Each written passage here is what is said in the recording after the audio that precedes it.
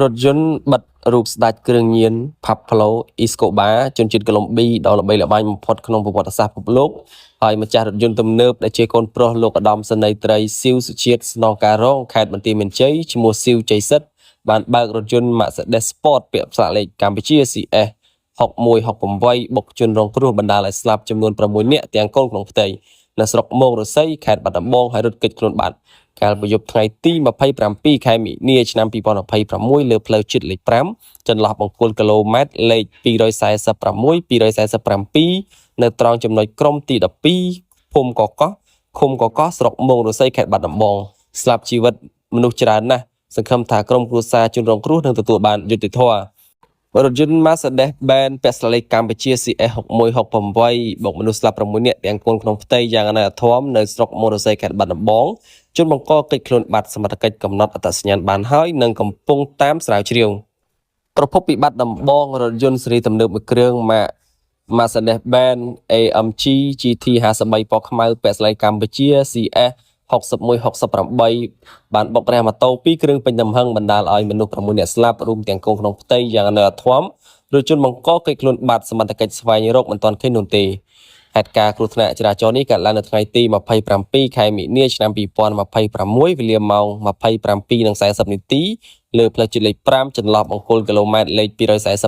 247នៅត្រង់ចំណុចក្រុមទី12ភូមិកកោះឃុំកកោះស្រុកមោងរស័យខេត្តបាត់ដំបងយោងតាមរបាយការណ៍របស់សមត្ថកិច្ចបានបញ្ជាក់ថាកើតឡើងរវាងរថយន្តមួយគ្រឿង Mercedes-Benz AMG GT 53ប្រភេទគ្រួសារពណ៌ខ្មៅពាក់ស្លាកកម្ពុជា CS 6168អ្នកបើកបរមិនស្គាល់អត្តសញ្ញាណរត់គេចខ្លួនបើកបរមកពីទិសខាងភ្នំពេញទិសខាងត្បូងឆ្ពោះទៅទិសខាងបាត់ដំបងទិសខាងជើងលុះមកដល់ចំណុចកាត់ហេតុខាងលើបានបុកពីក្រោយម៉ូតូចំនួន2គ្រឿងលើកន្លងផ្លូវម៉ូតូទី1 Mac Honda Trim ពណ៌ខ្មៅពាក់ស្លាកលេខបាត់ដំបង 1H2105 អ្នកបើកបរឈ្មោះប៉ុកស៊ីណាប់ភេទស្រីអាយុ32ឆ្នាំរស់នៅភូមិកកោះស្រុកមោងរស័យខេត្តបាត់ដំបងស្លាប់និងអ្នករួមដំណើរចំនួន2នាក់ទៀតមួយឈ្មោះម៉ែនម៉ៃនាងភេទស្រីអាយុ10ឆ្នាំរស់នៅភូមិកកោះឃុំកកោះស្រុកមោងរស័យខេត្តបាត់ដំបងបានស្លាប់ទី2ឈ្មោះម៉ែនសុកមានភេទប្រុសអាយុ7ឆ្នាំរស់នៅភូមិកកោះឃុំកកោះស្រុកមោងរស័យខេត្តបាត់ដំបងរបួសធ្ងន់បានដឹកយកទៅសង្គ្រោះនៅមន្ទីរពេទ្យបង្អែកស្រុកមោងរស័យម៉ូតូទី2 Mac Honda Trim ពណ៌ខ្មៅពាក់ស្លាកលេខបាត់ដំបង 1S1965 អ្នកបើកបរឈ្មោះសួនធានីភេទប្រុសអាយុ50ឆ្នាំរស់នៅភូមិកកោះឃុំកកោះស្រុកមោងរស័យខេត្តបាត់ដំបងស្លាប់និងអ្នករួមដំណើរចំនួន2នាក់ទៀតមួយឈ្មោះវុនស្រីជាភេទស្រីអាយុ43ឆ្នាំរស់នៅភូមិកកោះឃុំកកោះស្រុកមោងរស័យខេត្តបាត់ដំបងស្លាប់ទី2ឈ្មោះច័ន្ទថាវភេទប្រុសអាយុ7ឆ្នាំរស់នៅភូមិកកោះឃុំកកោះស្រុកមោងរស័យខេត្តបាត់ដំបងស្លាប់កម្ដៅកំពុងបើកបរទិសស្របទិសគ្នាតាមការពិនិត្យកន្លែងកើតហេតុកម្លាំងនគរបាលជំនាញនៃអធិការដ្ឋាននគរបាលស្រុកមោងរស័យបានបញ្ជាក់ដឹងថារថយន្តបើកបរក្នុងទិសដៅពីទិសខាងត្បូងឆ្ពោះទៅទិសខាងជើងក្នុងល្បឿនលឿនពេលមកដល់ចំណុចកើតហេតុខាងលើបានបុកពីក្រោយម៉ូតូចំនួន2គ្រឿងដែលបើកបរក្នុងទិសដៅស្របគ្នាពេញទំហឹងតែម្ដងបច្ចុប្បន្នសមត្ថកិច្ចជំនាញកំពុងស្រាវជ្រាវស្វែងរកជនបង្កនិងបានយកមធ្យោបាយបង្កនិងវត្ថុតាងយកទៅរក្សាទុកនៅការិយាល័យនគរបាលចរាចរណ៍ផ្លូវគោកខេត្តបាត់ដំបងដើម្បីដោះស្រាយតាមនីតិវិធីច្បាប់ចំណែកឯសាកសពជនរងគ្រោះសមត្ថកិច្ចបានធ្វើកំណត់ហេតុនិងប្រគល់ទៅក្រុមគ្រួសារសាច់ញាតិយកទៅធ្វើបុណ្យតាមប្រពៃណីបច្ចុប្បន្នសមត្ថកិច្ចជំនាញកំពុងតែស្រាវជ្រាវស្វែងរកជនបង្កនិងបានយកមធ្យោបាយបង្កនិងវត្ថុតាងទៅរក្សាទុកនៅការិយាល័យនគរបាលចរាចរណ៍ផ្លូវគោកខេត្តបាត់ដំបងដើម្បីដោះស្រាយតាមនីតិវិធីច្បាប់ចំណែកឯសពជនរងគ្រោះសមត្ថកិច្ចបានធ្វើកំណត់ហេតុនិងប្រគល់ទៅក្រុមគ្រួសារសាច់ញាតិយកទៅធ្វើបុណ្យតាមប្រពៃណី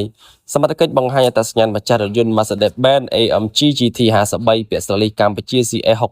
6168ឈ្មោះស៊ីវជ័យសិទ្ធអាយុ20ឆ្នាំមានស្រុកកំណើតនៅឃុំប៉ោយប៉ែតស្រុកអូជ្រៅខេត្តបន្ទាយមានជ័យនិងមានទីលំនៅបច្ចុប្បន្ននៅផ្ទះលេខ17ផ្លូវ12ភូមិព្រែកតាគង់1សង្កាត់ចាក់រែលើខណ្ឌមានជ័យប៉ុន្តែសមត្ថកិច្ចកំពុងកោះហៅដើម្បីមិនទាន់ដឹងថាបុគ្គលនេះជាអ្នកបើកផ្ទាល់ឬអ្នកផ្សេងរឿងធំហើយពេលនេះសម្ដេចបានបង្ហោះនៅលើគណនី Facebook ថាខ្ញុំបានឃើញមានការបញ្ចេញមតិជាច្រើនពាក់ព័ន្ធជាមួយនឹងគ្រោះថ្នាក់ចរាចរណ៍ដ៏រន្ធត់មួយដែលបានកើតឡើងនៅយប់ថ្ងៃទី27ខែមីនាឆ្នាំ2026នៅស្រុកមោងរស័យខេត្តបាត់ដំបងដែលមនុស្សចំនួន6នាក់ត្រូវបានស្លាប់រួមទាំងទារកនៅក្នុងផ្ទៃមាតាផងដែរដែលបង្កឡើងដោយរថយន្តមួយគ្រឿងបុកពួកគាត់ហើយរត់គេចខ្លួនបាត់ ជាមួយនឹងការសម្ដែងការសោកស្ដាយដល់ជនរងគ្រោះមានបងប្អូនមួយចំនួនក៏បានសម្ដែងការព្រួយបារម្ភអំពីការដែលអ្នកប្រព្រឹត្តមិនត្រូវបានទទួលទោសដោយសារមានគ្រួសារជាមន្ត្រីជាដំបូងខ្ញុំសូមចូលរួមមរណទុក្ខជាមួយនឹងក្រុមគ្រួសារសពនៃជនរងគ្រោះទាំង6នាក់និងសូមវិញ្ញាណក្ខន្ធអ្នកទាំងអស់គ្នាបានទៅកាន់សុគតិភពកុំបីឃ្លៀងឡើយចំពោះការទទួលខុសត្រូវតាមផ្លូវច្បាប់ករណីនេះខ្ញុំបានចេញប័ណ្ណបញ្ជាឲ្យអាដាមការ៉ិតឧបនាយករដ្ឋមន្ត្រីក្រសួងយុទ្ធភ័ពនិងអាយដាមសថេតអគ្គស្នងការនគរបាលជាតិត្រូវធ្វើការស្រាវជ្រាវឲ្យបានហ្មត់ចត់បំផុតនិងរកឲ្យឃើញអ្នកដែលបើកបររថយន្តពិតប្រាកដដែលបុកមនុស្សស្លាប់ទាំង6នាក់នេះហើយអនុវត្តច្បាប់ឲ្យបានម៉ឺងម៉ាត់ដើម្បីផ្ដល់ភាពយុត្តិធម៌ដល់ជនរងគ្រោះក្នុងពេលជាមួយគ្នានេះដែរខ្ញុំសូមអំពាវនាវបងប្អូនប្រជាពលរដ្ឋយើងធ្វើការបើកបរដោយព្រមទាំងខ្ពស់និងគោរពច្បាប់ចរាចរណ៍ផ្លូវគោកឲ្យបានម៉ឺងម៉ាត់ជាពិសេសក្នុងអំឡុងពេលចូលឆ្នាំប្រពៃណីជាតិខ្មែរនាពេលខាងមុខខ្ញុំសូមរំលឹកឡើងវិញផងដែរចំពោះការបើកបរដែលមិនគោរពច្បាប់ជាពិសេសការបើកបរដែលស្ថិតក្រោមស្ថានភាពស្វឹងដែលបានបង្កឲ្យមានគ្រោះថ្នាក់ដល់អាយុជីវិតអ្នកដទៃនិងត្រូវទទួលខុសត្រូវតាមមុខច្បាប់យ៉ាងតឹងរ៉ឹងបំផុតដែលគ្មានការលើកលែងដោយបានអនុវត្តនៅពេលកន្លងមកគណៈបញ្ជាការឯកភាពរាជធានីខេត្តជាពិសេសសមត្ថកិច្ចពាក់ព័ន្ធទាំងអស់ត្រូវយកចិត្តទុកដាក់អនុវត្តបទបញ្ជារបស់រដ្ឋាភិបាលឲ្យបានម៉ឺងម៉ាត់ក្នុងការពង្រឹងសមត្ថភាពចរាចរណ៍ផ្លូវគោកក្នុងឱកាសដែលបងប្អូនប្រជាជនខ្មែរនឹងត្រូវធ្វើដំណើរទៅស្រុកកំណើតនិងធ្វើដំណើរកម្សាន្តពេលចូលឆ្នាំថ្មីប្រពៃណីជាតិខ្មែរ